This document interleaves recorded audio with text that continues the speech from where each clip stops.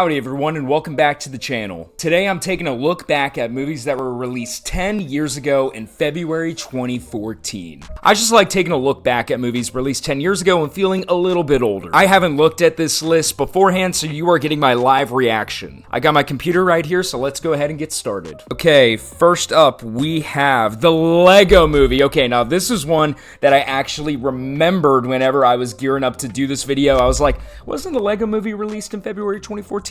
Yeah, it was.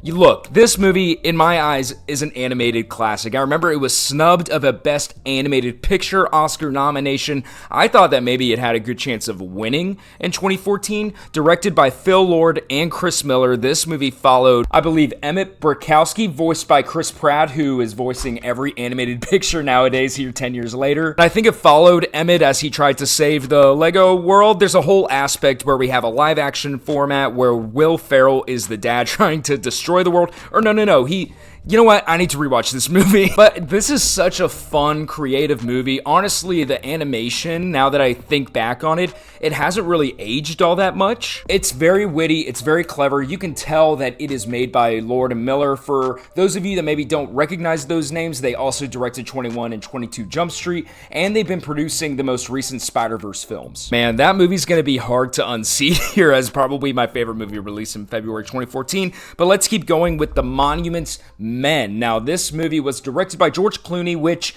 his movies are a little hit or miss for me on the direction side of things. I was very interested in this movie beforehand, but I ended up skipping it because it got kind of middle of the road reviews. I mean, it has a stacked cast in Matt Damon, Bill Murray, John Goodman, John Dujardin, Bob Balaban, Cate Blanchett is in this thing as well, and I just read off that list of actors. I don't remember that off the top of my head, but it has a very interesting premise. It takes place during World War II, and basically this group of soldiers, or maybe they weren't soldiers, they're tasked with saving these priceless works of art from the Nazis. It's a very interesting premise, so I was really disappointed when it was released and it got, very average reviews. It's one of those movies that I always mean to sit down and watch. I believe it's on Netflix right now, or it was recently, but, it's one that there's always something better along the line to watch. One of these days, I will get around to watching it, but anyway, that movie is 10 years old now.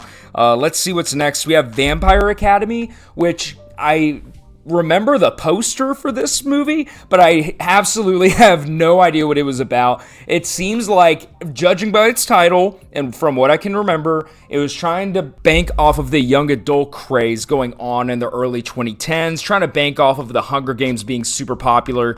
Very forgettable movie. Who was in this thing? Zoe Deutsch is actually a good actress. Who else was in this? Olga Kurylenko played the villain in Black Widow. She's a big name, relatively. Haley from Modern Family was in it too.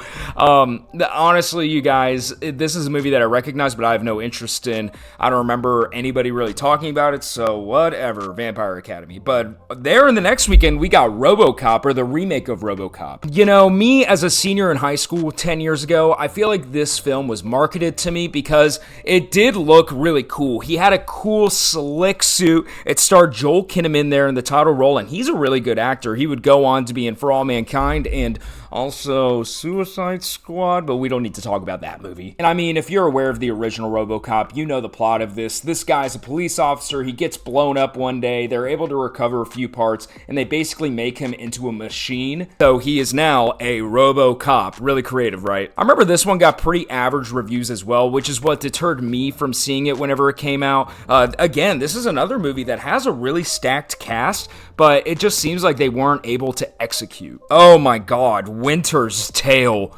That's a stinker, starring Colin Farrell, Russell Crowe, and Will Smith.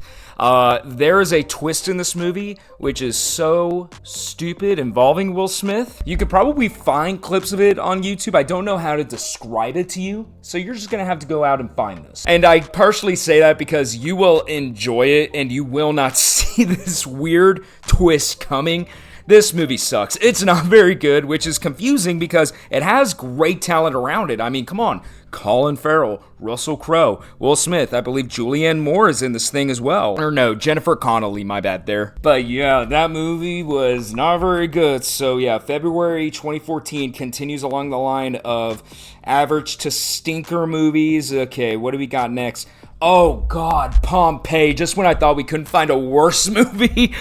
This was the disaster flick directed by Paul W.S. Anderson, which, if you don't know much about film and you don't know who Paul W.S. Anderson is, he does not direct particularly good movies in my opinion. You know, if you like some of his movies, it's up to you. But for me, I haven't enjoyed a single one. This movie is a disaster flick focusing on the Pompeii volcano disaster that took place a long time ago. It stars Jon Snow in the lead role, and it's supposed to be like this romantic disaster flick. It's like they wanted to do a worse version of Titanic or Pearl Harbor, which is really saying something for Pearl Harbor. And yeah, this is the only movie this month that could have made Winter's Tale look good.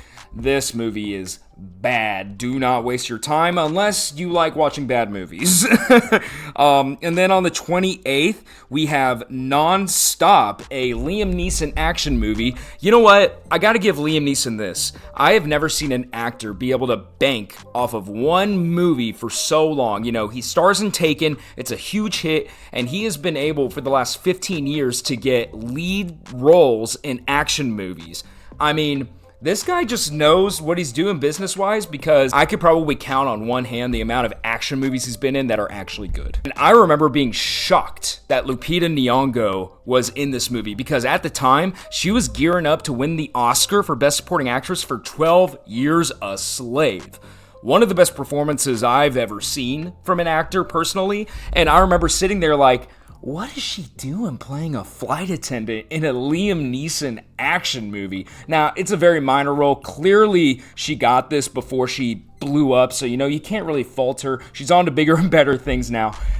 If you know anything about Liam Neeson action movies, then you know the plot of this movie. You know how it's going to end, only this one is on a plane. That's really everything that is here for February 2014. Didn't realize that it was such a slow month. We did get the Lego movie, so we had that. By far the best movie released that month. That's everything that I got for today, you guys. Thank you so much for watching this video, and don't forget to subscribe if you like this and you want to see more. Bye, y'all.